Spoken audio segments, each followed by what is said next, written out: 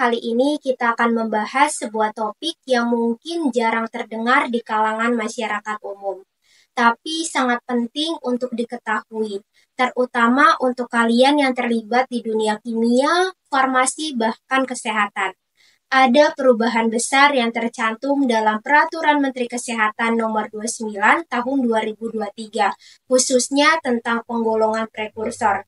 Salah satu bahan yang kini masuk dalam daftar pengawasan adalah potasium permanganat, atau sering dikenal dengan istilah kalium permanganat. Yuk kita bahas tuntas supaya lebih paham apa itu kalium permanganat.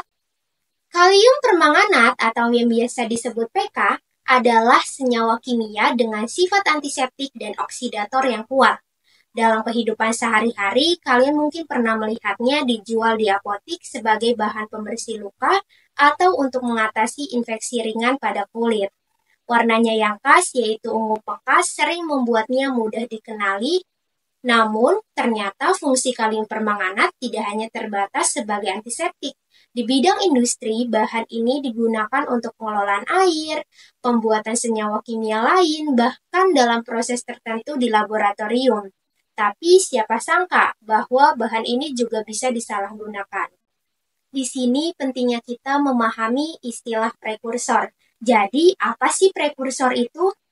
Secara sederhana, prekursor adalah bahan kimia yang dapat digunakan dalam pembuatan narkotika atau psikotropika.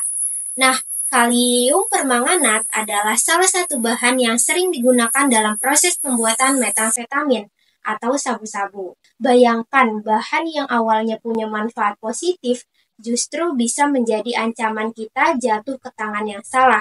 Oleh karena itu, pemerintah melalui Permenkes nomor 29 tahun 2023 memutuskan untuk menggolongkan kalium permanganat sebagai prekursor agar penggunaannya lebih diawasi. Dengan masuknya kalium permanganat ke dalam kategori prekursor, ada beberapa hal yang perlu diperhatikan. Yang pertama, pengawasan penjualan. Sekarang, distribusi dan penjualan kalium permanganat harus melalui pengawasan ketat. Artinya, kalian tidak bisa sembarangan membeli atau menjual bahan ini tanpa seizin khusus. Yang kedua, registrasi dan pelaporan. Para pelaku usaha seperti toko bahan kimia, apotik, atau industri yang menggunakan kalium permanganat wajib mendaftar aktivitas mereka kepada instalasi terkait. Ini untuk memastikan bahan ini tidak disalahgunakan. Yang ketiga, peningkatan kesadaran masyarakat.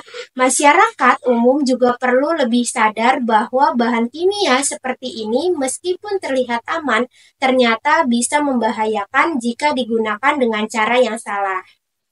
Pemerintah membuat peraturan ini bukan tanpa alasan. Penyalahgunaan narkotika, khususnya jenis metamfetamin, terus meningkat. Bahan-bahan seperti kalium permanganat yang mudah diakses tanpa pengawasan sering menjadi celah bagi oknum untuk memproduksi narkotika secara ilegal.